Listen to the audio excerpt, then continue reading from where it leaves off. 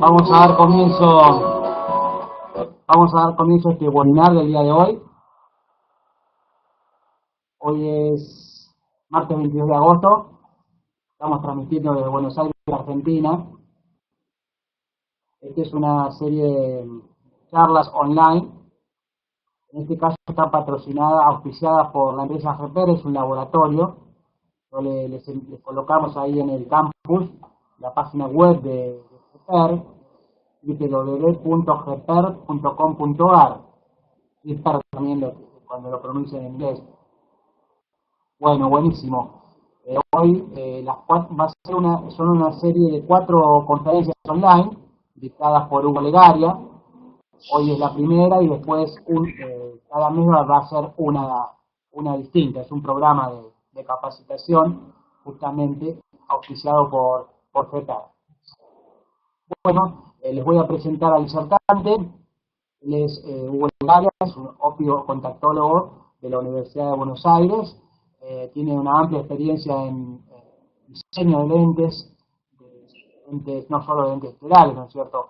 Hace varios años se ha especializado justamente en diseño en materiales de lentes de contacto, y hoy les va a hablar de las lentes Clear Lens, y principalmente que puede servir también lo que nos va a decir Hugo para todo tipo de lentes de otras marcas. Hola Hugo, bienvenido, buenas noches, ¿qué tal? Bueno, ¿qué tal Roberto? Muchas gracias por la presentación. Si no se llega a escuchar bien o si está muy bajo, me escriben abajo en el chat, así yo regulo el volumen para que se escuche lo mejor posible. Bueno, ahí como dijo Roberto, la idea de esta presentación es la primera de 4.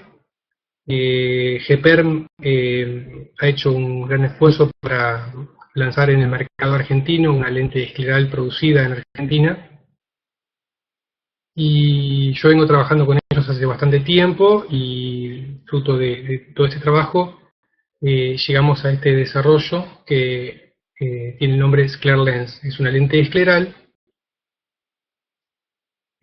para todos los usos que se le pueden dar a las lentes esclerales, desde el punto de vista de la corrección de todo tipo de ectasias, también en córneas regulares, también para lo que son condiciones de ojo seco severo, o patologías más complejas, como puede ser el Steven-Johnson o un pemfigoide, donde se necesita un tipo de protección terapéutica para la córnea. Bueno, Lentes Clear Lens tiene ese objetivo, cubrir todo ese segmento de pacientes.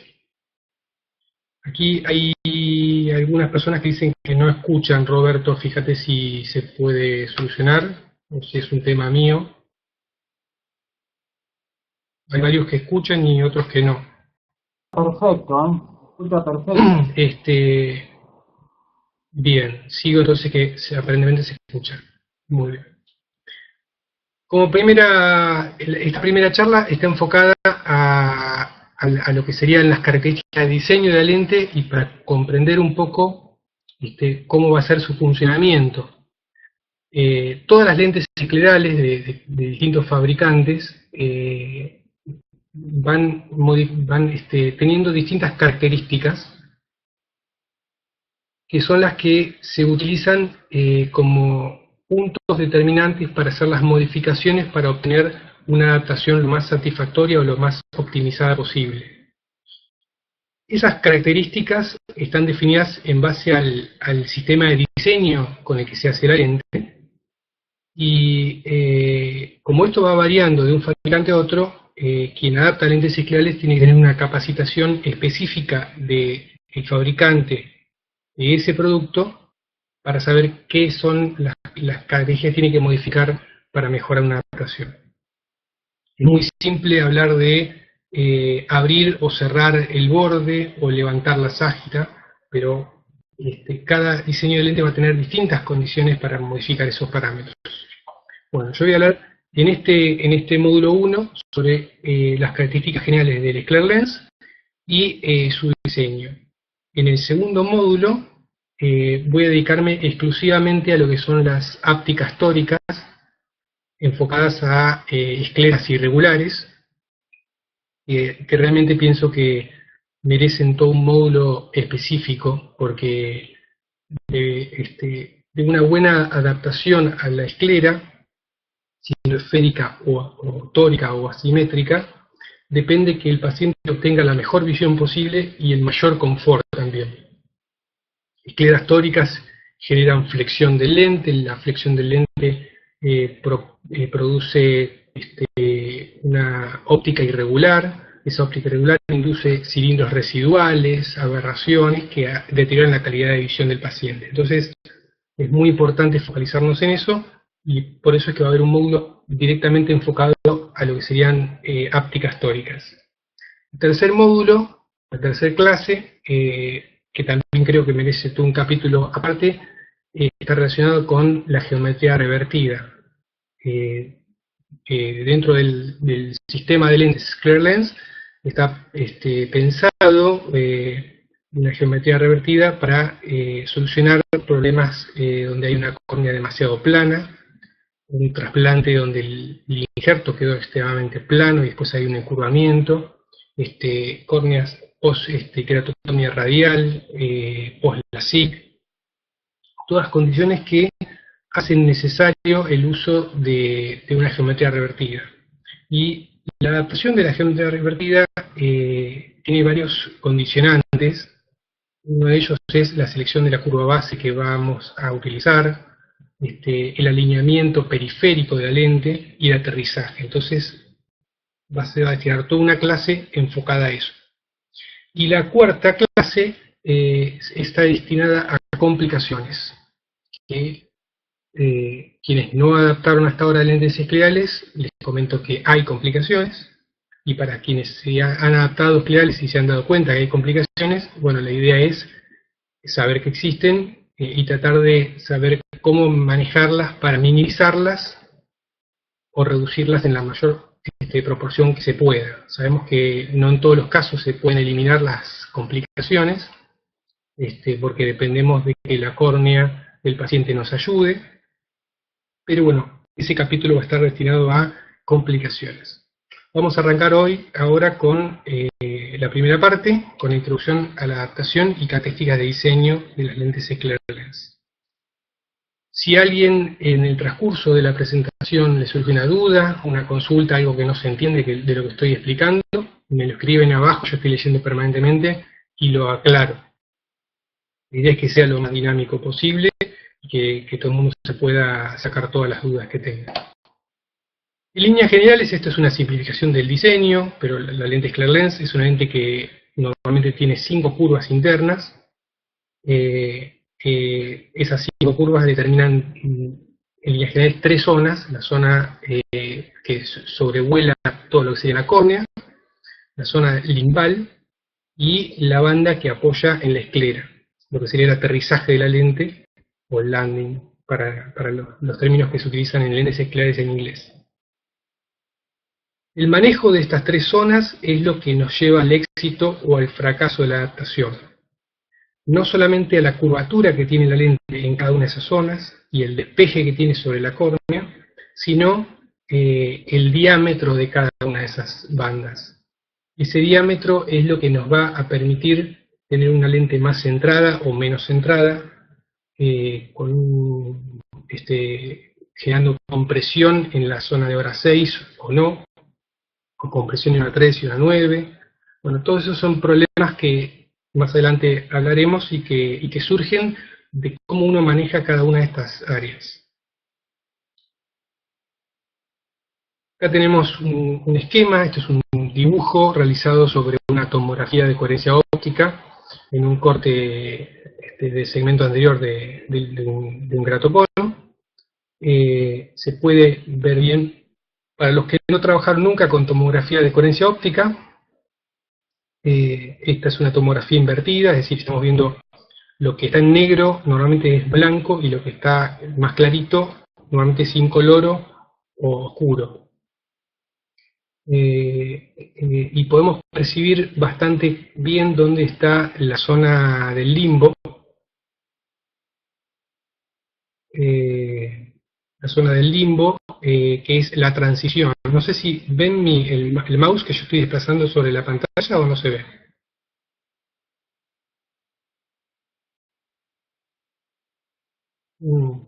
Roberto, nadie puede ver el PowerPoint, ¿eh?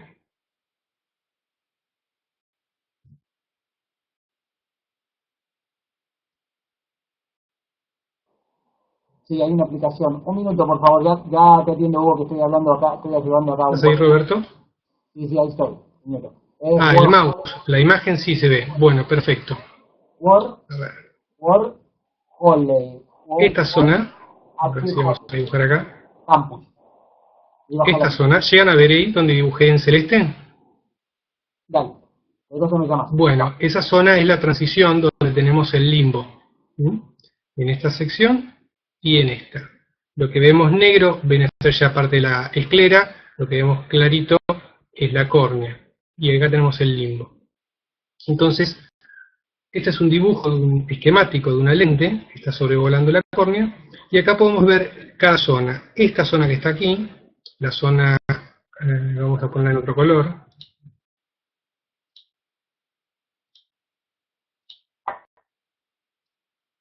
Esta zona es la zona corneal.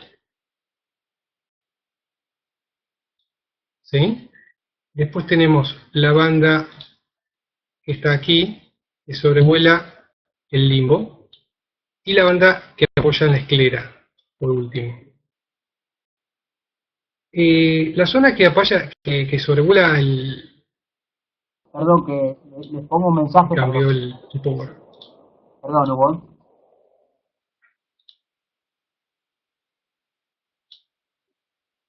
Un minuto que quiero que lean ese mensaje.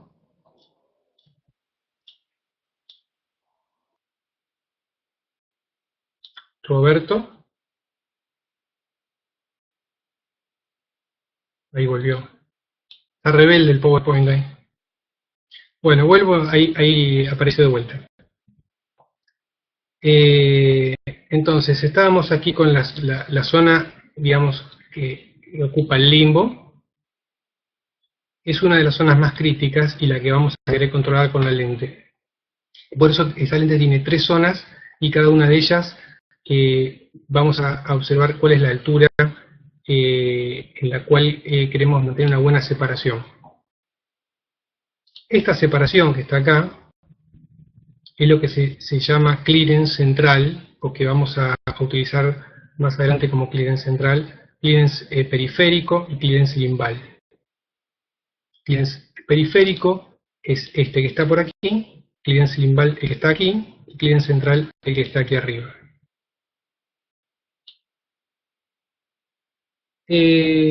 Dentro de las características del lente Clear Lens, la característica principal y que yo más valoro es el hecho de tener un manejo del diámetro de la bóveda.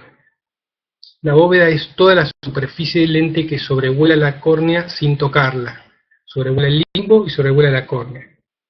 ¿Y por qué es importante tener un buen manejo del diámetro de bóveda? O la posibilidad de elegir el diámetro de bóveda.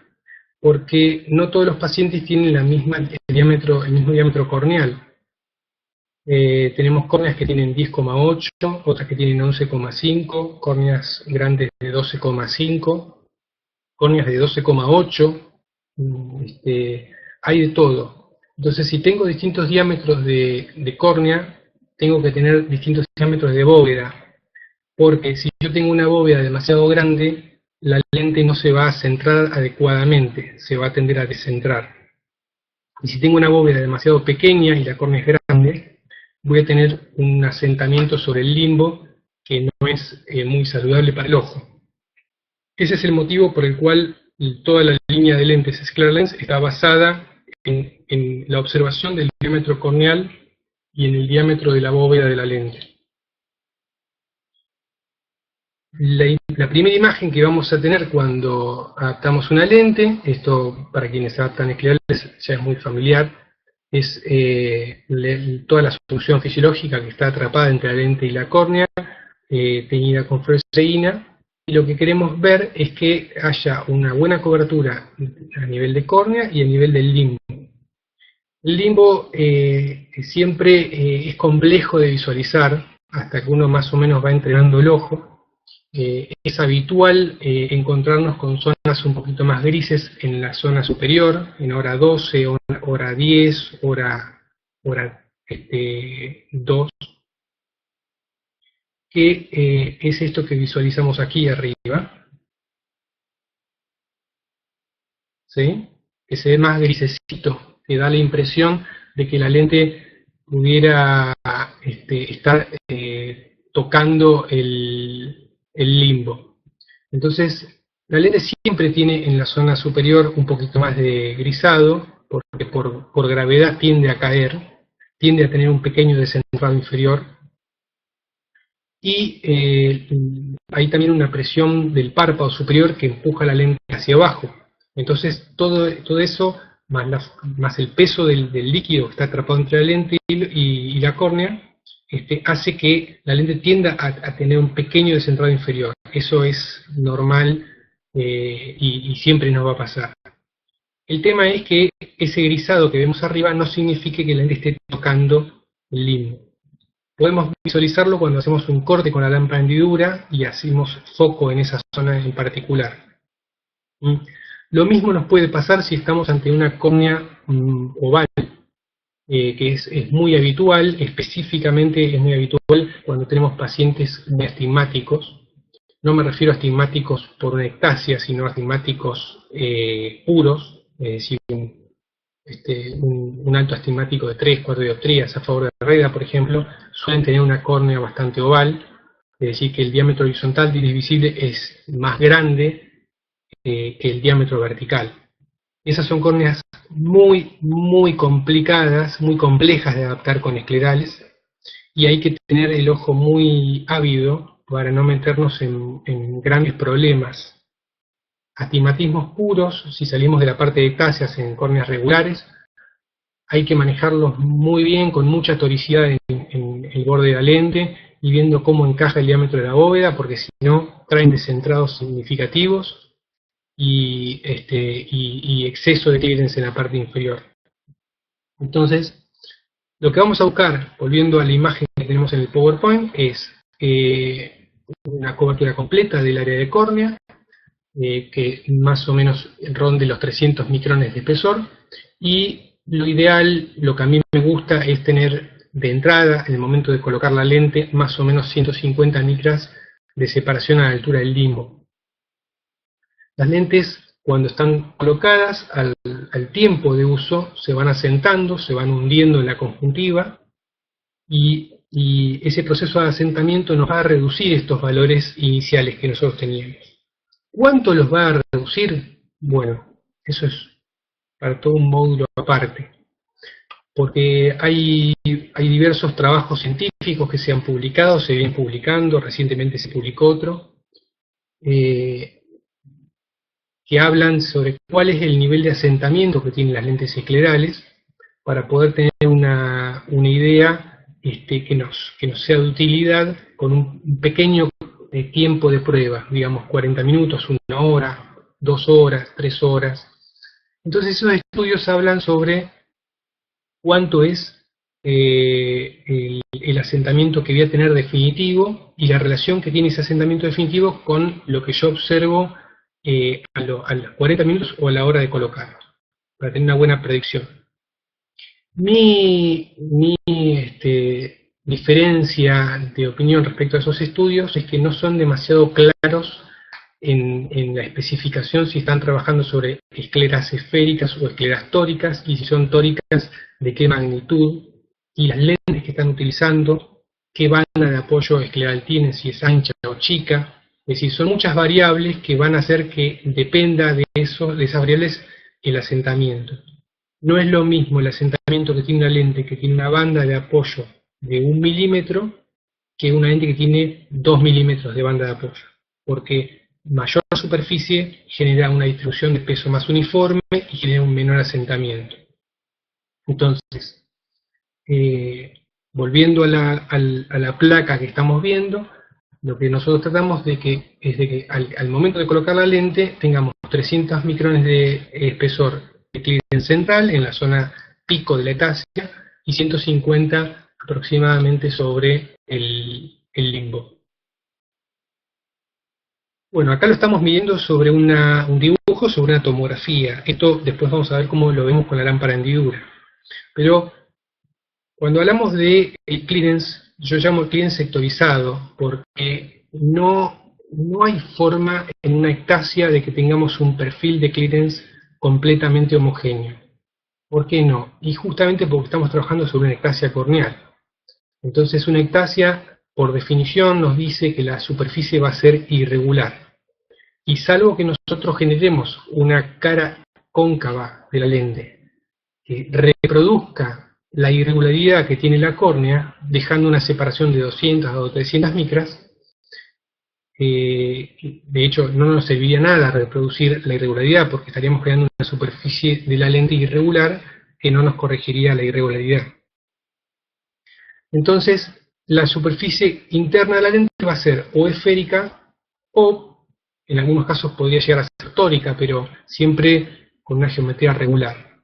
Bueno, al ser esférica, si yo estoy comparando contra una superficie que es irregular, voy a tener lugares que tienen más clearance y lugares que tienen menos clearance, como estamos viendo en esta en esta placa.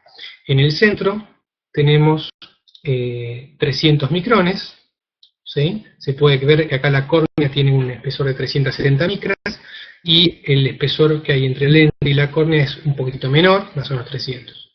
Sobre el limbo tenemos más o menos la mitad de lo que tenemos en el centro, son 150, el ideal que queremos al momento de colocar la lente.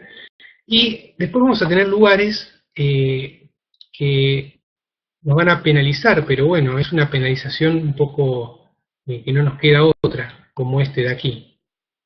Más o menos 590 micras en la zona periférica. Si yo quisiera bajar ese clearance, lo podría hacer haciendo una lente muy sofisticada, muy a medida, con una banda periférica muy plana y en la zona central una zona óptica muy chica que se encurve mucho para mantener más o menos un perfil paralelo. Pero eso no es fácil de estandarizar en una caja de prueba y tampoco tiene demasiados beneficios el hecho de usar una curva base muy cerrada, porque después nos obliga a tener que poner una graduación al lente negativa muy alta y eso nos va a dar mucho espesor de material que también nos reduce el oxígeno. Entonces tenemos que conformarnos con que cuando adaptamos ectasias vamos a tener zonas de clearance alto y bajo. Y lo que a nosotros nos interesa es la zona de mayor aproximación de la lente al ojo, que es la del pico de la ectasia, que esté en el momento de colocar la lente alrededor de 300 micras. ¿Por qué 300 micras? Porque la lente se va a sentar, se va a hundir, puede hundirse 50, 70, 80, 100, 120 micras, dependiendo un poco si la esclera es tórica, si es esférica, si la lente es grande, si es chica, digamos. Pero si queremos hacer un pronóstico ortodoxo y que nos dé cierto margen de seguridad, podemos suponer que la lente se va a hundir alrededor de 100 o 120 micras. Entonces, si dejamos 300 de entrada, 300, 350 y la lente se hunde entre 100 y 120, cuando la lente esté adaptada con muchas horas de uso, aún tenemos un margen de seguridad, que no tenemos la lente tocando la córnea, no tenemos toque en limbo, y estamos maximizando el nivel de oxigenación con la lente más cerca de la superficie corneal. Por eso es que buscamos los 300 centrales y los 150 en el limbo al momento de colocar la lente. ¿Se ve bien? ¿Se escucha bien todo hasta ahora? ¿Se entiende todo?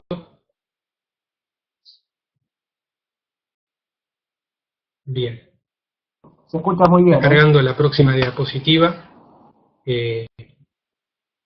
Estamos ahí esperando que termine de cargar. 10 puntos.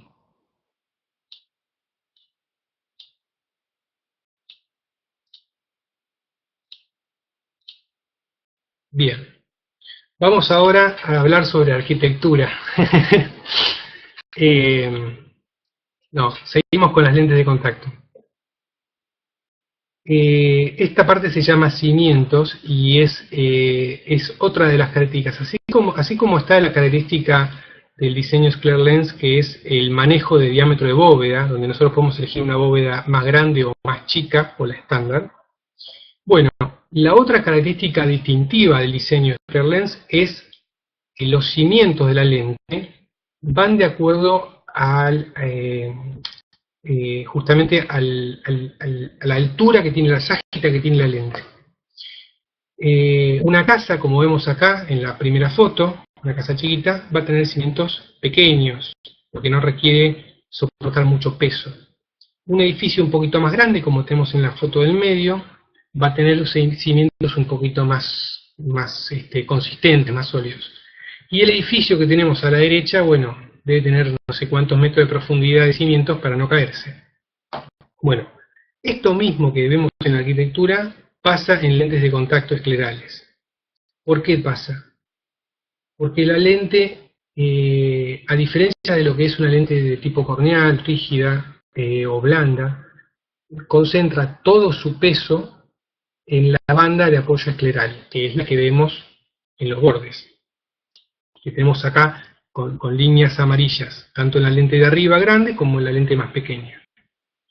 Entonces, no solamente tenemos una superficie de contacto con el ojo que es más pequeña, sino que además tenemos un juego de presiones hidráulicas que se establecen entre el fluido que queda atrapado entre la lente y la córnea, la mecánica del parpadeo.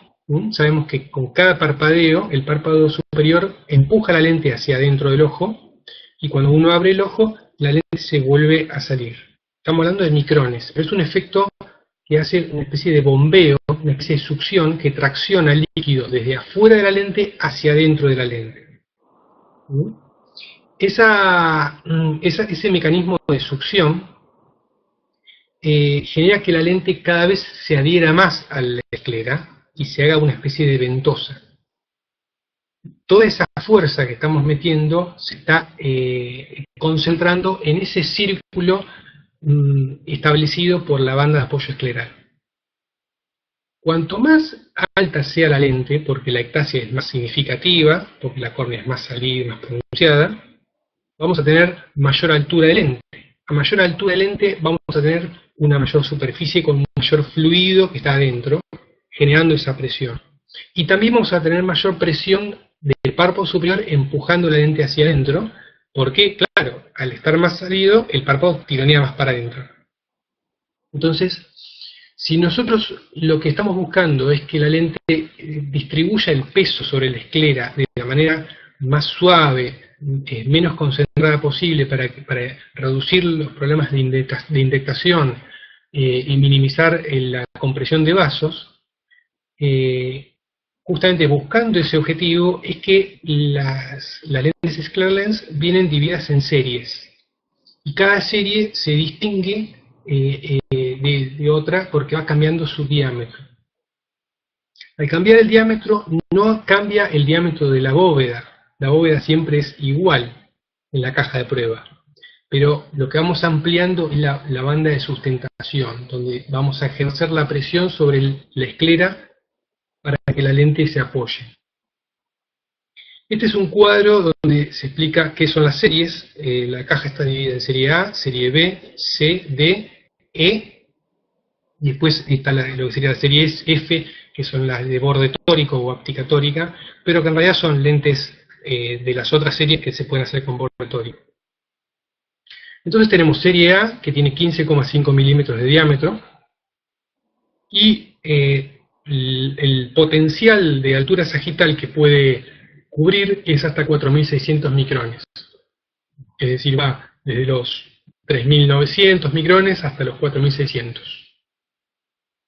de altura. La serie B ya pasamos a un diámetro de 16,5, estamos ampliando la banda de apoyo escleral, y ahí nos permite llegar a alturas de hasta 5.470 micrones. Pasamos a la serie C y vamos a 17 milímetros de diámetro, y ahí llegamos ya a 6.000, casi 6.100 micrones de altura. Y después tenemos la serie D, que es para casos extremos, que son de 18 milímetros. Llegamos a los 7 milímetros de altura del lente. Siempre con el mismo diámetro de bóveda. Entonces, si la bóveda es igual, lo que va a cambiar es el diámetro, el ancho de la banda que reparte todo ese peso sobre la esclera. La serie E, lo dejo aparte porque es la serie de geometría revertida, tiene 3 diámetros, pero eso va a ser un capítulo aparte en el módulo de geometría revertida, porque es más complejo de explicar que si lo mezclo con esto. Vamos ahora digamos, ya tenemos que las lentes vienen en series con distintos diámetros. Y los diámetros están en relación a la altura que pueden cubrir. ¿Cuál es el criterio que utilizamos para elegir la lente de prueba? Esta parte creo que es la que me engancharon practicando antes y así la voy a repetir ahora. Así como para adaptar una lente rígida a gas permeable, o sí, fundamentalmente las gas permeables nos es de mucha utilidad la topografía, en las lentes esclerales se puede decir que nosotros podemos adaptarlas a ojo, sin topógrafo, sin queratómetro, sin tomógrafo corneal, sin sistema Scheimpflug, a ojo. Al principio puede parecer un sistema un poco científico, pero realmente es el que termina siendo el más práctico a la hora de estar con el paciente, porque uno simplemente se pone a 90 grados, mira el perfil de la córnea y en base a esa imagen ya uno, cuando atendió 5 o 10 casos, empieza a tener una especie de sensibilidad que le dice, bueno, esta es una córnea que más o menos puede ir con tal altura sagital o tal otra altura sagital. Tenemos que sacarnos de la cabeza el criterio de adaptar en base a la curva base de al radio corneal, o a lo que nos dice la topografía, como tiene el radio pico y el radio más plano, porque son valores que no nos hablan sobre la altura sagital. Podemos tener un queratocono de tipo pezón, donde tenemos un pico muy pronunciado. En el centro, la ectasia está acotada a una zona de 2 o 3 milímetros, y sin embargo no tenemos una altura sagital significativa de toda la ectasia. O podemos tener un queratoglobo, donde tenemos un radio de curvatura corneal alto, pero no demasiado alto, vamos a suponer 49 dioptrías. Sin embargo, las 49 dioptrías están en el centro y en la periférica, casi llegando hasta el limbo de la córnea. Y esa va a ser una córnea que tiene una altura sagital muy, muy elevada. Entonces, el radio de curvatura que vemos en la topografía no es un indicador muy certero del nivel de altura sagital que tiene la lente, que vamos a necesitar para adaptar una lente. Los topógrafos, que dentro de los que yo conozco, salvo el Medmont, que tiene una función de topografía compuesta, donde se hacen 4 topografías, 5. Una central, una superior, una izquierda, con la mirada hacia la izquierda, otra con la mirada hacia la derecha, para arriba y para abajo. Eso genera un mapa compuesto, y en el cual el software permite estimar en un diámetro más o menos de 15 milímetros cuál es la altura sagital que tiene esa córnea. Y ahí sí podríamos tener un valor de referencia para seleccionar una lente de prueba. Pero ese topógrafo en Argentina por lo menos no está disponible. Y en definitiva, si yo tengo que hacer una serie de 5 topografías por cada ojo para ver qué lente voy a probar, termina generando un proceso poco práctico para la atención del paciente. Si tengo un tomógrafo de coherencia óptica, también puedo estimar cuál es la altura sagital que voy a necesitar. Pero también es un proceso engorroso, el equipo es muy costoso, no lo tenemos disponible en general en el consultorio. Entonces, vamos a lo práctico. Lo práctico es mirar el paciente de costado a 90 grados, vemos el perfil corneal y elegimos una lente de la caja de prueba. ¿Con qué criterio elegimos? Bueno, el criterio es el que está expuesto en esta placa. Si el paciente tiene una córnea regular, hay diversos estudios publicados recientemente en los cuales se ha medido que en promedio una córnea regular tiene una altura sagital de 3.900 micras, poquito más, poquito menos, aproximadamente en un diámetro de 15 milímetros. Entonces, nosotros sugerimos en el sistema, en la lente, en la caja de prueba SclearLens, utilizar la lente número 2, que vemos ahí que coincide con la tomografía en color verde, está pintada de verde abajo. Es una lente que tiene curva base 8, es de la serie A, tiene 15,5 milímetros de diámetro, tiene 4.170 micras y menos 1 de aumento de potencia. Esa es la lente que uno probaría inicialmente, después hay que ver cómo queda y en base a lo que uno evalúe va haciendo modificaciones o cambios en la caja de prueba, pero es cómo selecciono la primera lente que voy a probar. Supongamos que tengo un paciente que no tiene una córnea regular, que ya tiene una ectasia. Tiene una ectasia, pero no es muy significativa, puede ser un queratocono grado 2, o incluso grado 3, pero no una altura sagital muy elevada. Bueno, vamos a probar la lente número 3, que es la que está en amarillo, abajo, y tiene una sagita de 4.362 micras. También es de la serie A, y tiene 15,5 milímetros. Si vemos ya a ojo que estamos ante un flor de queratocono donde se ve el síndrome de Munson bastante marcado y nosotros observamos la elevación, podemos ya lanzarnos con la lente número 6, que es de la serie B, tiene 16,5 milímetros de diámetro, ya aquí ampliamos el diámetro de la banda de apoyo, y tiene 5.075 micras, pegamos un salto importante. Si vemos que el queratocono es muy marcado, que es una ectasia muy significativa, vamos a una lente más alta, que tiene casi 5.700 micras, y con 17 milímetros de diámetro, que es la lente número 8. Y después tenemos una lente para casos muy puntuales, que son esos que ya uno ve el queratocono a simple vista, de frente, uno ya le ve el ojo todo saltado, muy complicados, que no toleran ningún tipo de lente de contacto, ni siquiera se les pueden sostener en el ojo. Bueno, ahí tenemos para casos extremos la lente número 10, que tiene 6.500 micras en 18 milímetros de diámetro. Cada una de estas lentes tiene que ser colocada en el ojo, evaluado el clearance, el diámetro de bóveda, si hay toque en el limbo, si no hay toque en el limbo. Después tenemos que evaluar el apoyo sobre la esclera. Y sobre eso, sobre esa observación vamos a hacer modificaciones o vamos a elegir la lente definitiva posteriormente.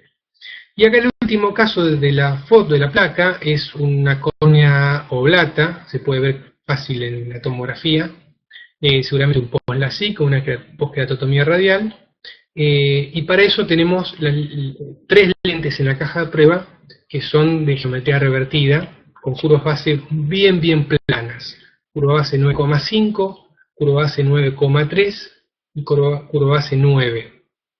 En diámetros que van desde 15,5 hasta 16,5 milímetros, variando su altura sagital.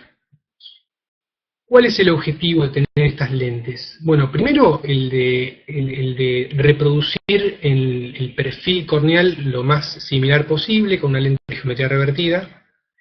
Cuando tenemos una córnea tan plana, y quedó así después de una cirugía refractiva, es porque en realidad el paciente más o menos con esa superficie tan plana es con la que alcanza un nivel de visión que compensa medianamente su miopía o la miopía previa a la cirugía. Entonces, si nosotros colocamos una lente que tiene un radio de curvatura muy cerrado o medianamente normal sobre una córnea que es tan plana, vamos a generar un menisco líquido muy positivo, de mucha potencia positiva, que nos va a neutralizar el efecto de la cirugía y al paciente le va a hacer volver toda la miopía que tenía previa a la cirugía. Por lo tanto, vamos a tener que compensar en potencia tallada, torneada en la superficie frontal de la lente, la miopía que le trataron de corregir con la cirugía.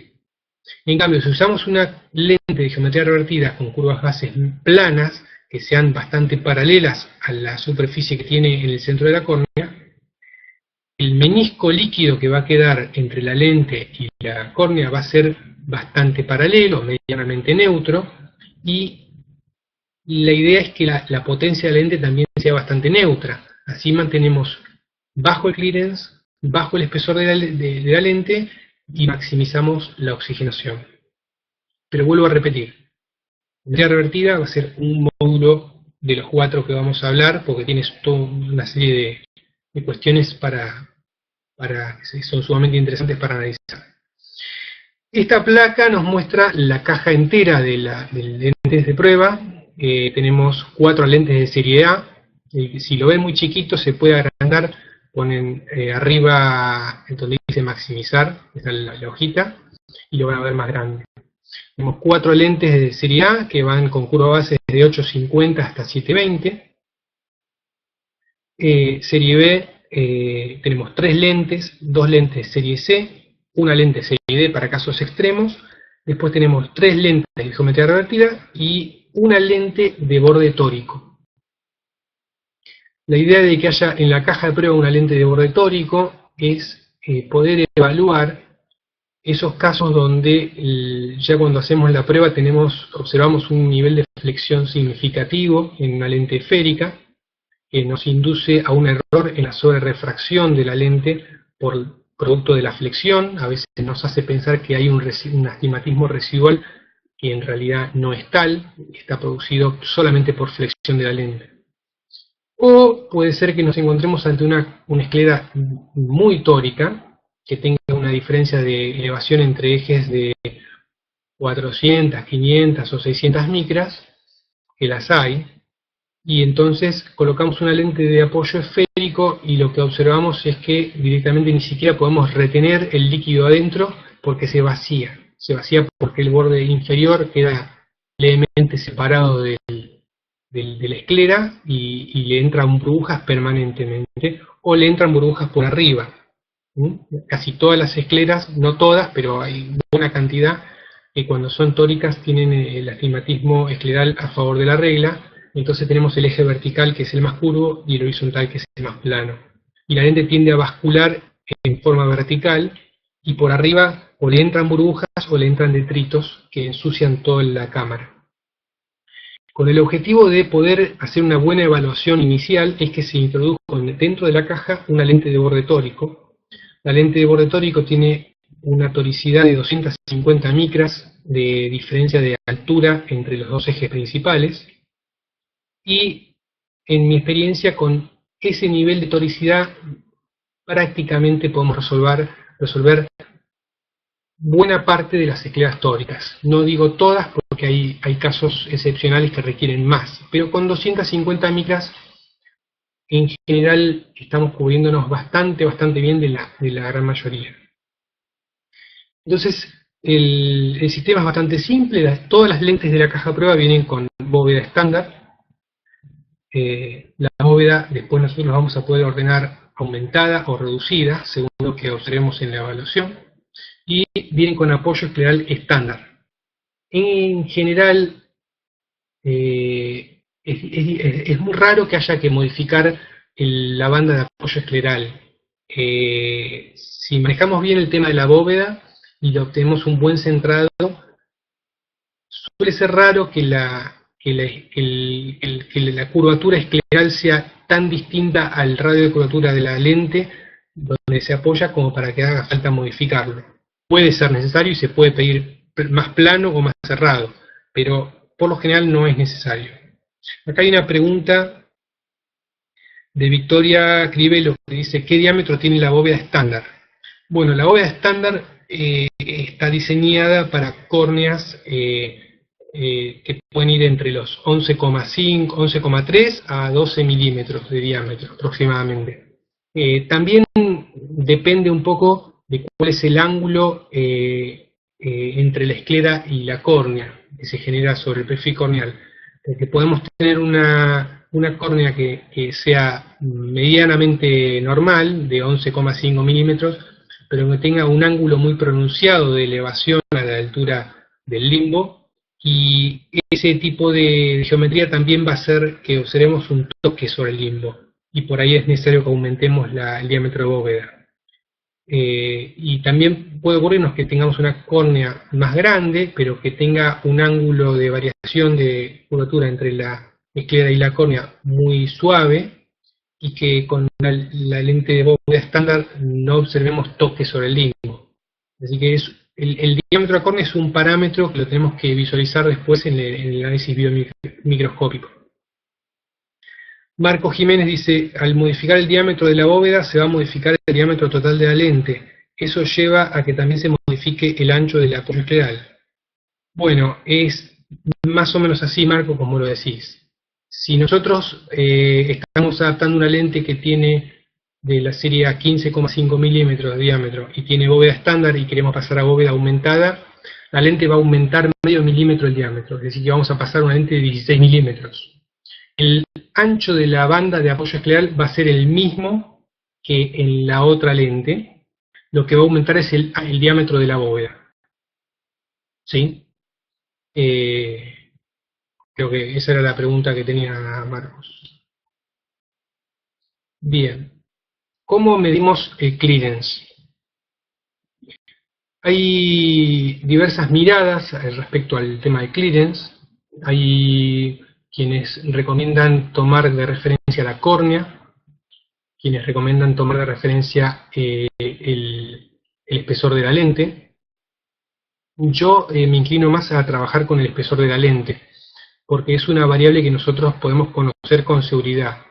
El espesor de la córnea es muy difícil conocerlo con seguridad, salvo que tengamos una tomografía, una plaquimetría, y aún teniendo todos esos valores de referencia, por ahí el corte que estamos haciendo no sabemos si está exactamente alineado con la superficie que estamos mirando en el mapa de la plaquimetría para saber cuál es el espesor de la córnea. Entonces es más fácil tomar de referencia el espesor de la lente. En todas las lentes, en los frascos, viene etiquetado el espesor. Las lentes Clear Lens vienen diseñadas para trabajarse en potencias negativas con espesores entre 300 micras y 350, según el diámetro. Las lentes más chicas, de 15,5, se pueden hacer en 300 micras de espesor, y las lentes de diámetro más grande, las series más avanzadas, serie D, serie C, se trabajan en 350 micras de espesor central. El motivo de esos espesores es darle estabilidad dimensional a la lente y reducir la posibilidad de flexión. Al reducir la posibilidad de flexión, se minimizan las aberraciones potenciales por flexión, y además se limita también un poquito el efecto succión que puede darse si la lente es demasiado finita.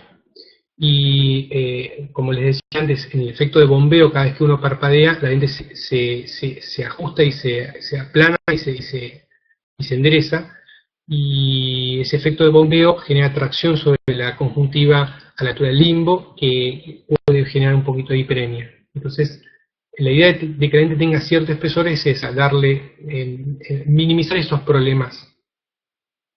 Bueno, dicho eso, si queremos evaluar el clearance, tomamos de referencia el espesor de la lente. Acá tenemos una córnea con un nódulo, se ve clarito ahí en el centro. Acá lo voy a marcar. El nódulo es esto que se ve acá. Y en la zona del nódulo, que es lo que está maximizado acá, podemos ver, en el cuadro que se suma a la izquierda, podemos ver que el espesor del lente prácticamente es el mismo que el espesor del líquido, desde el lente hasta el pico del nódulo. Es decir, que si la lente tiene 300 micras, tenemos un clearance de 300 micras. Es un clearance razonable para una lente recién colocada, antes del asentamiento. Suponemos que cuando se asiente va a bajar 100, 120 micras más, y puede quedarnos en 200 o en 180 micras, que es un valor totalmente razonable para tener un buen nivel de oxigenación y un margen de seguridad que nos dé tranquilidad para un uso de muchas horas por día.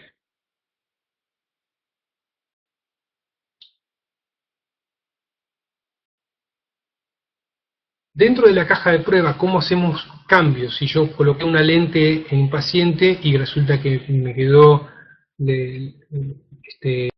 un clearance demasiado elevado, supongamos que puse una lente que me quedó con un clearance de 500 micras inicial, o de 600. Bueno, toda la caja está diseñada para que haya saltos de alrededor de 200 micras entre lente y lente.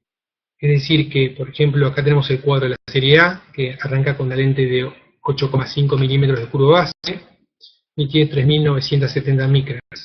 Cuando vemos la lente que sigue, curva 8, ya tiene 4.170, es decir, estamos en 200 micras de diferencia de elevación.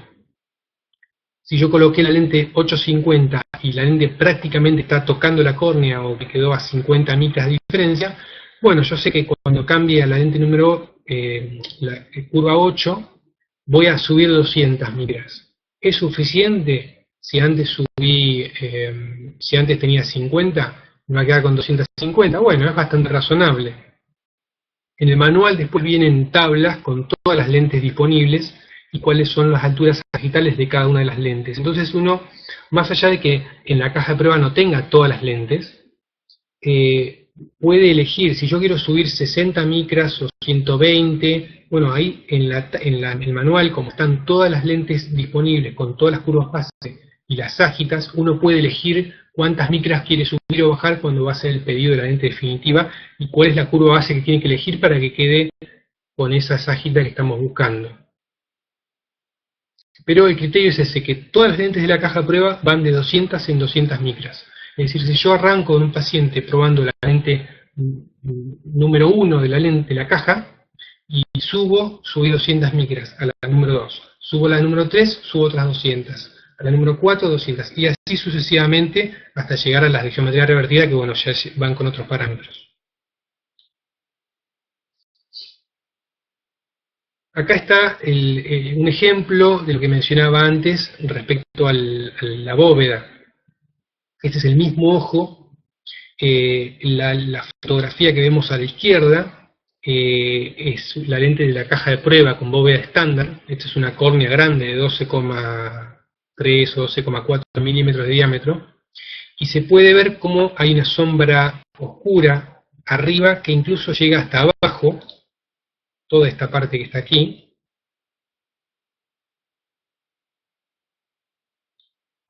Ahí. Y aquí abajo vemos sombra oscura. ¿Sí? Esa sombra oscura nos está diciendo que hay una aproximación al limbo. Esta foto está sacada cuando está recién colocada la lente. Si yo hiciera un corte con luz blanca, no con luz azul, con luz blanca, sobre la sección donde veo sombreado, probablemente visualizaría que hay 50 micras o 60 micras de clearance. Pero ¿qué pasa? Yo sé que esa lente se va a hundir cuando se asiente. Entonces, si yo ya veo esto, ya me puedo anticipar y yo ya sé que cuando se hunda va a tocar. Por ese motivo es que se pidió en este caso una bóveda aumentada, que es la foto que vemos a la derecha. Y en la foto de la derecha ya tenemos una mejor cobertura del área limbal.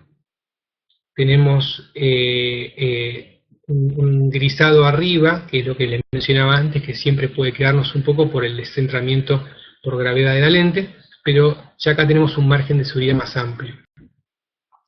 Acá hay un par de preguntas. Anaí Vasca dice, indica la variación de potencia en el manual. En el manual están las tablas con todas las lentes disponibles y la graduación se puede pedir la que uno necesite en cada una de las lentes. Métodos, Elizabeth Gutiérrez Aloy dice métodos para evaluar el clearance.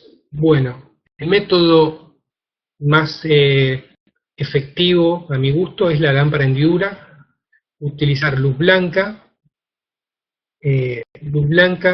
con mucha potencia, al máximo diría yo, un haz de luz bien delgado, lo más fino posible, haciendo foco sobre la zona del ojo que quiero evaluar el clearance.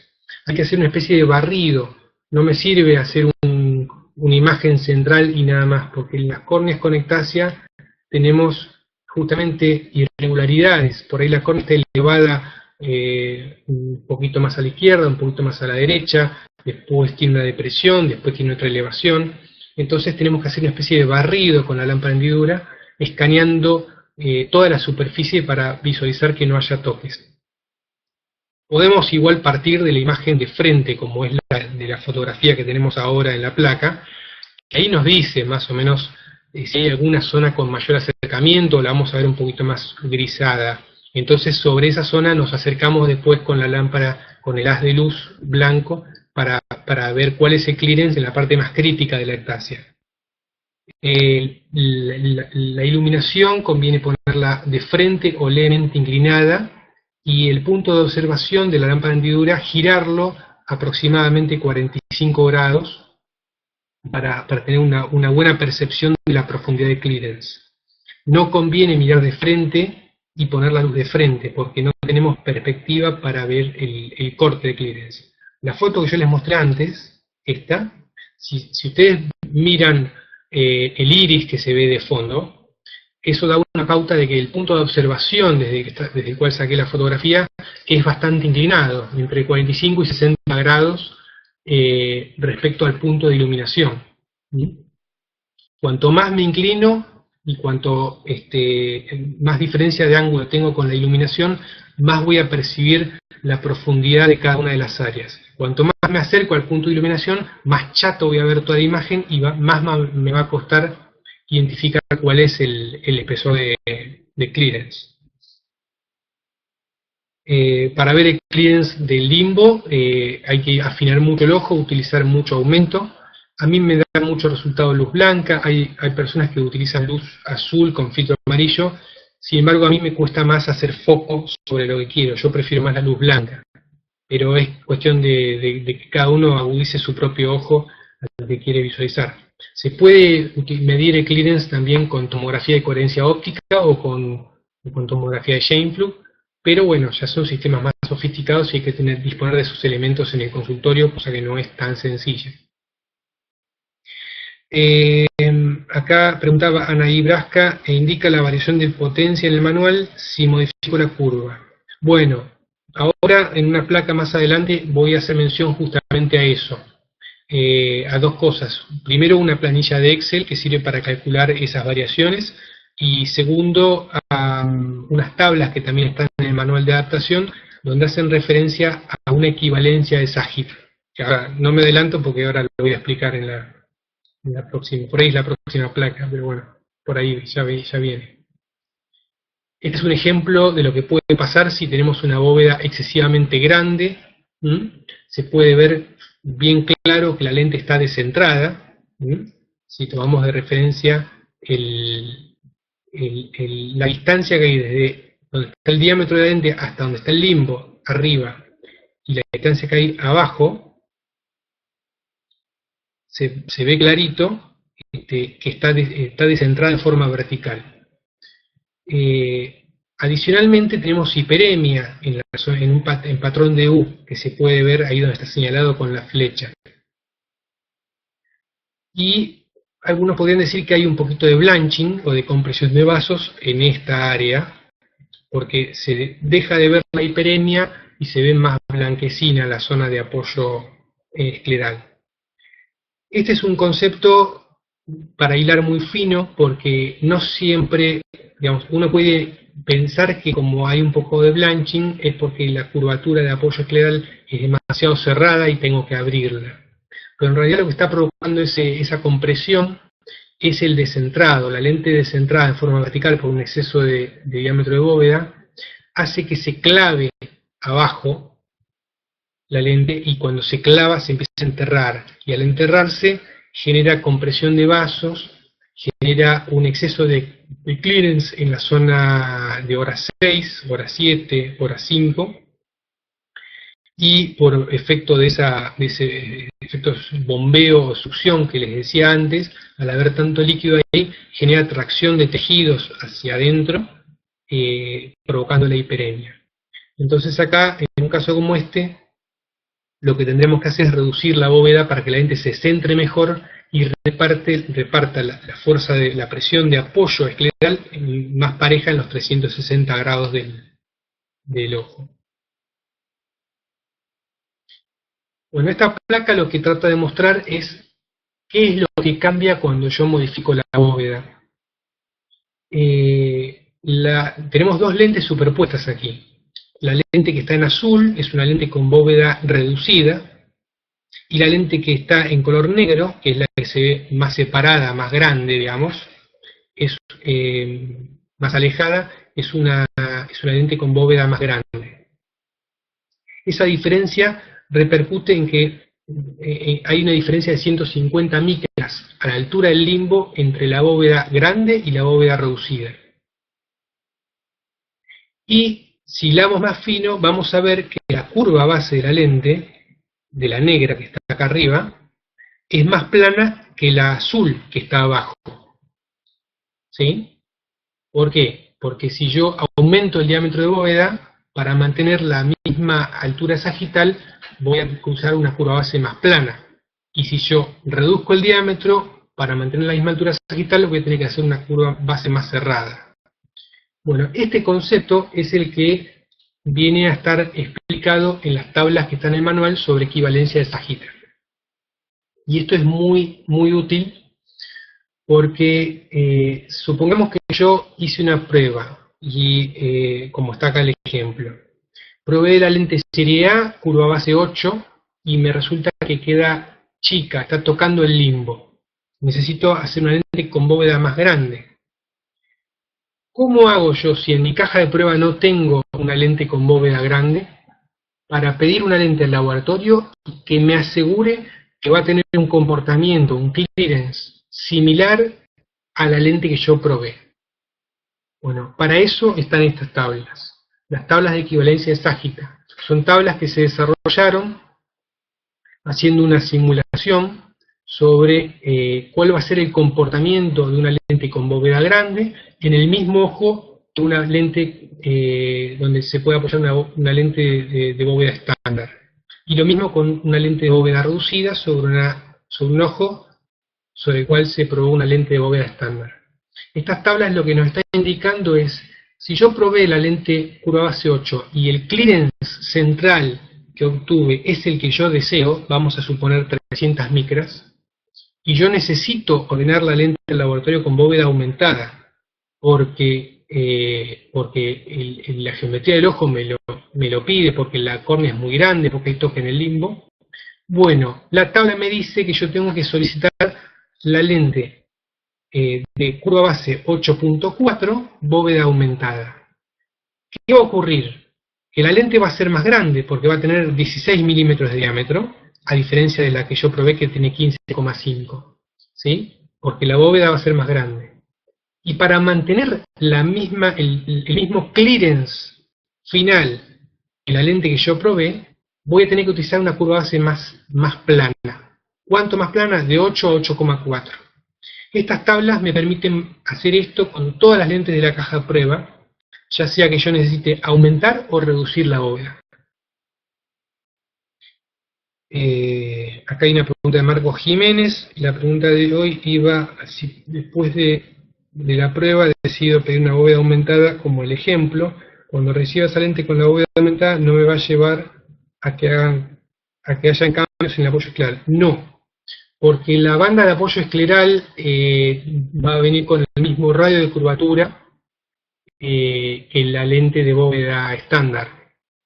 El comportamiento va a ser bastante similar a la lente inicial. Es más, si la lente estaba tocando el limbo, hay veces que uno termina viendo que la lente de prueba queda como con el borde medio levantadito porque no se llega a sentar en la esclera justamente porque está apoyando en el limbo. Y cuando uno pide la bóveda aumentada, termina la lente apoyando bien como corresponde en la esclera. Vuelvo al tema de la equivalencia de sagita. Es un tema medio complejo, pero es muy útil porque si no tendríamos que tener una caja de prueba de 50 lentes, donde tengamos lentes con bóveda reducida, lentes con bóveda aumentada, y no es tan viable a veces disponer de tantas lentes de prueba. y es más simple hacer una adaptación con una caja más acotada. Entonces, la tabla de equivalencia de ságita es muy útil para definir la curva base que tendría que tener la lente para que se comporte con el mismo clearance que la lente que yo probé de la caja de prueba. Si esto no se entiende, escriban abajo porque yo sé que es un tema que a veces cuesta.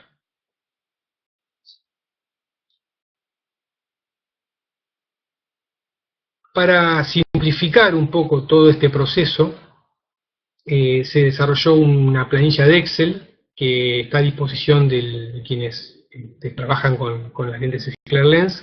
Esto lo distribuye GPERM. Y esta planilla es una planilla muy simple que lo único que nos simplifica es el proceso de cálculo de la lente definitiva. Ponemos arriba, donde dice curva base de la lente de prueba, la curva base de la lente que utilizamos de la caja de prueba. Anotamos la graduación que tenía la lente de la caja de prueba. Y después incorporamos la sobrerefracción. Se está cambiando solo esto, no sé por qué. Y después incorporamos la sobrerefracción. La sobrerefracción ya hecha la conversión al vértice. ¿Sí? Es decir, si es una potencia elevada, tenemos que hacer la conversión al vértice y ponemos ahí directamente ya la potencia efectiva que tendría que ser. Y luego, no sé por qué motivo esto se cambia solo, bueno. Y luego, se quedará ahí. Y luego se coloca la curva base de la lente final. ¿Por qué es esto? Justamente por si nosotros tenemos que hacer un cambio de bóveda, y el cambio de bóveda nos va a obligar a utilizar otra curva base. Al nosotros poner la curva base que tenemos que usar definitiva, nos permite que abajo en el resultado aparezca la curva base que va a tener la lente que queremos pedir y la graduación que tendríamos que utilizar. Este Excel lo que hace es contemplar el cambio de la potencia refractiva que va a tener el menisco líquido que se va a formar entre la lente y la córnea al cambiar la curva base, y de esa manera reduce la posibilidad de que tengamos errores de cálculo, porque estamos con un cálculo de la lente que estamos probando más la sobrerefracción, y si vamos a cambiar la curva base, tenemos otro valor más que nos puede inducir a un error de cálculo. Para simplificarlo, para minimizar los errores de cálculo, pusimos todo en un Excel donde uno lo hace y sale directamente y tenemos menos chance de tener errores de cálculo. Con esto más o menos tenemos el primer módulo en lo que respecta a bóveda y clearance. En la parte de apoyo escleral lo voy a dar en el segundo módulo, combinado con lo que respecta a apoyo tórico, porque es sumamente importante evaluar bien el calce de la lente que estamos utilizando de prueba para determinar si necesitamos apoyo tórico o no, no solamente a los efectos del calce de la lente en el ojo, sino a los efectos refractivos que puede tener en definitiva esa lente definitiva en el ojo. Entonces, próximo módulo, consideraciones sobre el apoyo escleral, esférico o tórico, y cuáles son el protocolo que tenemos que seguir para arribar a una buena definición de la lente que vamos a solicitar al laboratorio. Ahí con esto más o menos estamos por concluida la parte 1, el módulo 1 hoy. Estoy abierto a si quedan dudas. Ahí hay una preguntita. ¿Cómo se selecciona la curva base de la bóveda? Debe ser paralelo al K más plano. Bueno, Victorina Cribelo. La curva base de la lente en realidad es bastante secundaria. Lo que nosotros vamos a elegir es la ságita de la lente. La curva base de la lente va a ser un resultante de la ságita, no a la inversa. Es decir, no es que yo elijo la curva y después quiero que tenga determinada ságita. No, yo elijo la ságita y después esa ságita me determina una determinada curva base. Así es como funciona este sistema de lentes, excepto en el caso de las lentes de geometría revertida, donde ahí tengo un mayor grado de libertad y puedo elegir una ságita determinada con una determinada curva base. Pero bueno, ese va a ser otro módulo. Entonces, conclusión, yo selecciono la ságita de la lente, no la curva base. La curva base es un resultado de la ságita. El cambio de bóveda modifica el clearance. Bueno, Mónica Masalia pregunta si el cambio de bóveda modifica el clearance. El cambio de bóveda sí modifica el clearance, y por eso es que hay tablas de equivalencia de ságita. Por eso es que si yo quiero mantener el mismo clearance que obtuve con una lente de bóveda estándar curva 8, la tabla me dice que si yo quiero hacer bóveda aumentada tengo que pedir curva base 8.4. Porque si yo pidiera curva base 8 en bóveda aumentada, ahí sí voy a tener un clearance muy superior al que tenía con la lente que yo probé. Y yo lo que quiero es que mantener el clearance ideal de la lente que yo utilicé de prueba. Entonces, por ese motivo, sí, el cambio de bóveda modifica el clearance. Y para mantener el mismo clearance que yo probé, utilizo las tablas de selección de equivalencia de ságita, tanto para aumentar la bóveda como para reducirla.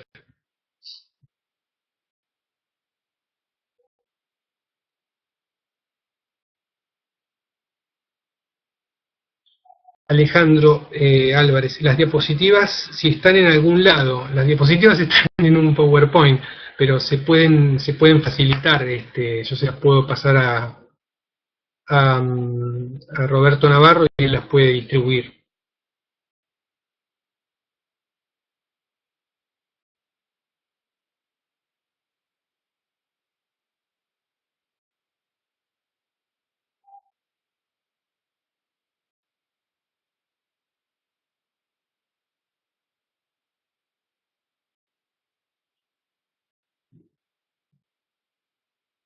Bueno, me alegro que todo... ¿Sí?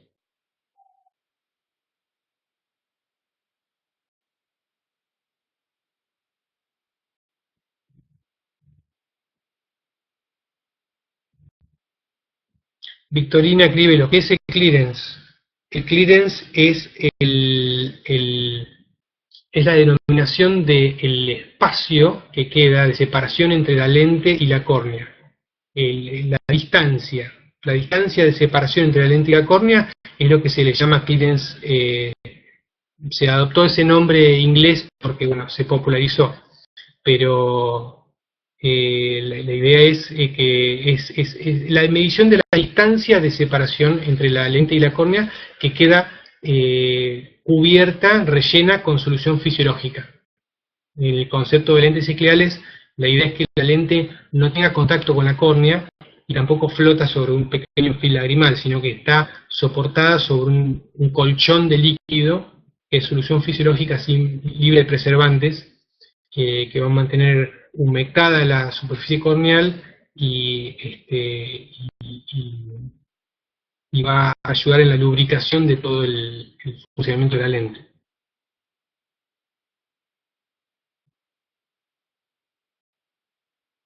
Silvia Chaparro dice, ¿cuál sería el valor dióptrico que tiene el clearance? El valor dióptrico que tiene clearance va a depender de la curvatura de la córnea y de la curvatura base de la lente. Entonces es muy difícil hablar en forma genérica de cuál sería el valor dióptrico que tiene clearance. Lo que nosotros, cuando estamos trabajando con ectasias, donde no tenemos un valor estable de curva corneal, sino que más bien es un valor irregular, lo que nos va a definir la potencia es cuál es la curva base que usamos de la lente. Toda la línea de lentes Clear Lens en la caja de prueba están diseñadas y la potencia que se colocó tiene el objetivo de compensar prácticamente la totalidad de la miopía inducida por la ectasia con la curva base y la potencia que tenga la lente. De manera tal que nosotros la sobre-refracción que tengamos que hacer sea bastante baja, es decir, que nos dé más o menos una dioptría, excepto que el paciente además tenga una miopía o una hipermetropía axial, y en ese caso, bueno, vamos a tener que ponerle más potencia, pero si la miopía fue inducida exclusivamente por la ectasia, cuando coloquemos la lente que le vaya mejor, la sobrerefracción va a ser prácticamente cercana a cero.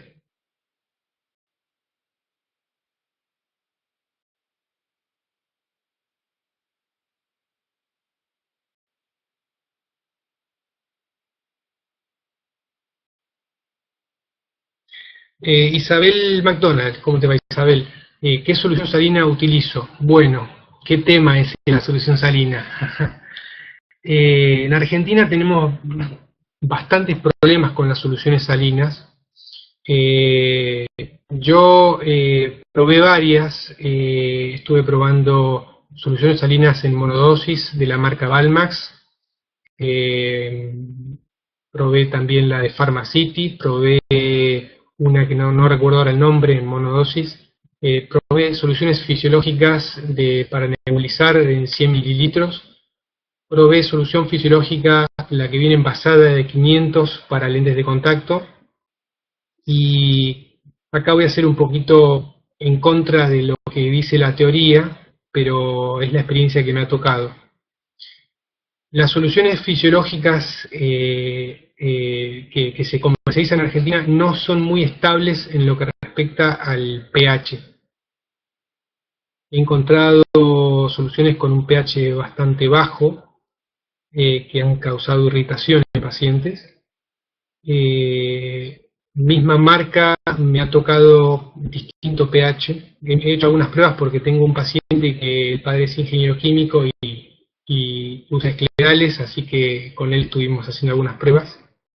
Entonces encontré que la solución salina que viene con el pH bastante más estable del mercado es la que viene para usar con lentes de contacto blandas. La que viene en el frasco de medio litro, pero que tiene preservante. Entonces ahí uno entra en la disyuntiva. ¿Qué es peor? ¿Que la solución fisiológica que estoy utilizando tenga un pH excesivamente bajo o que tenga un poquitito de preservante? Y en esa disyuntiva es la que estoy. Yo sigo recomendando como primera opción solución monodosis fisiológica libre de preservantes. He cambiado varias marcas. Hay una marca que es muy buena, es muy estable, es alemana, se llama... acabo de comprar un montón de cajas y no me acuerdo el nombre.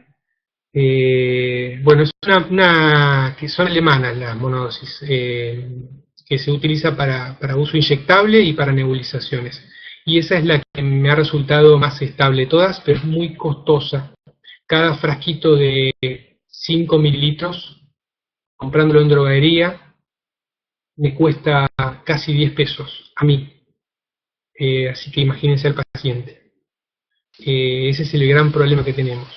Yo estuve hace poquito en Colombia y me traje algunas cajas de un laboratorio que está hecho junto con Alfredo Huertas, un desarrollo de una solución fisiológica específicamente enfocada en uso de esclerales y que tiene el pH y la cantidad de electrolitos enfocados a mantener de la mejor manera el ecosistema ocular, y la he probado con muy buenos resultados en los pacientes.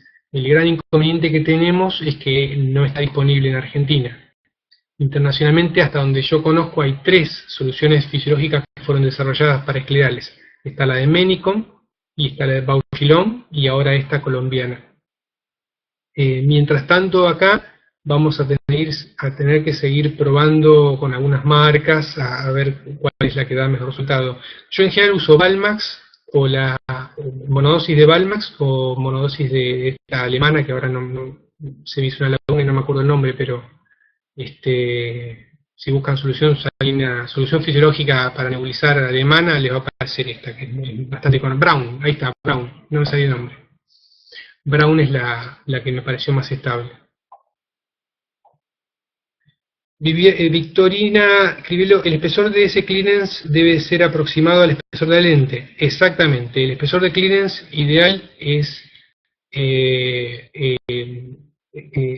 al momento de colocar la lente que sea similar al espesor de la lente. Sabrina Noelia Díaz, la ságita la determinás con la topografía.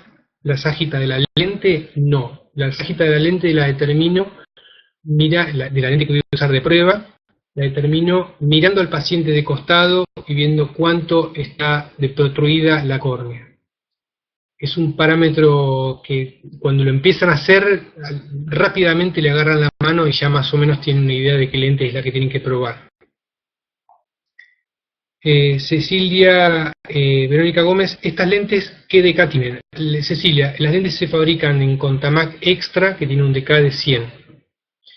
Y hasta donde hablé con Roberto Prado de GPERM, la idea es que esté disponible el Contamac Extreme, que es de 125 de DK, para cuando tenemos pacientes con requerimientos especiales, ya sea con un contenido arterial no muy bueno, donde queremos privilegiar una mayor oxigenación, o porque la lente necesita tener una potencia elevada y tiene mayor espesor, entonces queremos privilegiar que tenga mayor DK. María Florencia Viñalgo, ¿se hacen blandas y flexibles? María Florencia, las esclerales de GPERM son exclusivamente rígidas. Existen lentes blandas esclerales, pero funcionan de otra manera, no son de las que estamos hablando aquí. Aquí estamos hablando exclusivamente de lentes esclerales rígidas. Bueno, acá Roberto Navarro me dice si conozco las que vende Aguado San Farm. ¿Qué tal es? No la conozco yo, Roberto, así que no te puedo mencionar de esa. Isabel, que bueno, en USA tiene la de Menicon, es fantástica, sí. Yo en Colombia estuve con gente que estuvo probando la de Menicon y la del laboratorio colombiano, y que se llama Office Day, y no notó diferencia entre ninguna de las dos, así que es un muy buen producto. Si andás, Isabel, por acá, por cerca de mi consultorio uno de estos días, tocame el timbre y te doy una cajita para que la pruebes. Andrea Silva, ¿cuál es el multipropósito utilizado para guardarlas? Bueno, Andrea, a mí me gusta mucho utilizar los multipropósitos de lentes blandas. Yo uso o BioTrue o el Opti3 Pure Moist.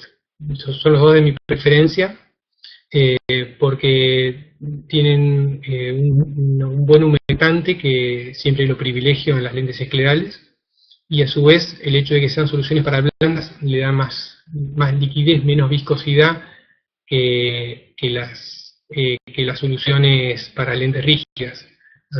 Yo prefiero que tengan menos viscosidad, que sean más livianas, porque de esa manera digamos, es más fácil enjuagar la cara cóncava de la lente cuando uno la va a colocar en el ojo, y me quedo más tranquilo que no quedan restos del desinfectante cuando el paciente se lo coloca. Marcos Jiménez pregunta por monodosis de Santa Lucía. Marcos, las vi dando vueltas por Mercado Libre, las monodosis de Santa Lucía. Creo que son las monodosis de Valmax, que las está fabricando con marca de tercero. No lo sé, me da la impresión, pero no estoy seguro. No las probé, no te puedo decir. Margarita Lafleur, ¿qué tiempo debe esperarse hasta poder adaptar un paciente que se le han colocado anillos? Depende del criterio del médico interviniente. Yo he tenido derivaciones para adaptar lentes con anillos más o menos a los 2 meses que fueron colocados, pero depende mucho del criterio del médico que está interviniendo. Hernán Schulmeister, a ojo y con lámpara hendidura, no sé a qué te referís. Supongo que es para determinar la lente de prueba. En mi criterio, yo pienso que se puede trabajar esclerales con lámpara hendidura y nada más. Sin la hendidura no se puede, es decir, se puede prescindir de topógrafo, de OCT, de todo, pero la lámpara de hendidura es básica, si no tengo la hendidura no se puede adaptar esclerales.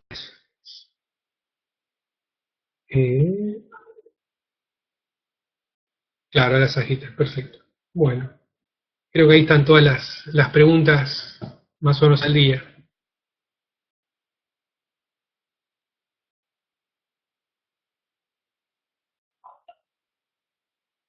Bueno, Roberto, cuando quieras entonces cerramos la transmisión.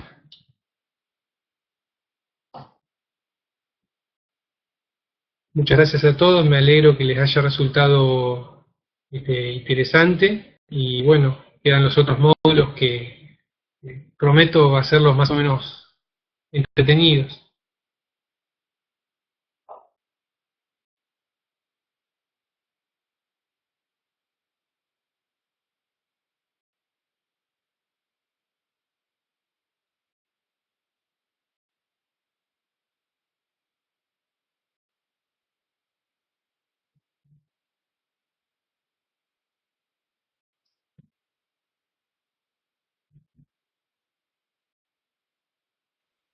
Bueno, muchas gracias a todos por lo que están escribiendo. No los menciono de a uno porque me voy a olvidar siempre de algunos, pero me alegro que les haya resultado interesante y Bueno, a vos no te escucho, fue Roberto. buena la clase. Las próximas clases están en el PowerPoint, dictadas por Hugo, 11 de septiembre, 16 de octubre y 13 de noviembre. Todos tienen que registrarse nuevamente porque nosotros necesitamos usar el campus. Así que todos los que quieran participar están invitados, pero tienen que volver unos días previos a enviar el correo. Nosotros igual les vamos a hacer acordar, en fin, vamos a estar en contacto.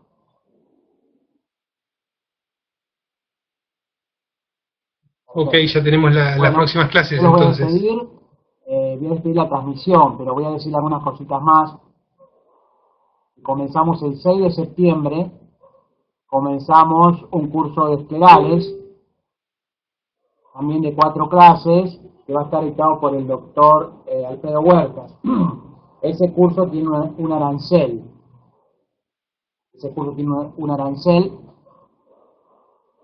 Ya en su momento, bueno, les informaremos. Creo que por hoy nada más. Muchas gracias, Hugo, y nos veremos en los próximos webinars auspiciados por GEPER. Queremos agradecer a GEPER que nos haya dado la oportunidad a los colegas para poder escuchar a Hugo y ver y presenciar, conocer tan interesante material. Muchas gracias, Hugo. Buenas noches a todos. Gracias. Si estás hablando, Roberto, yo no te escucho, escucho solamente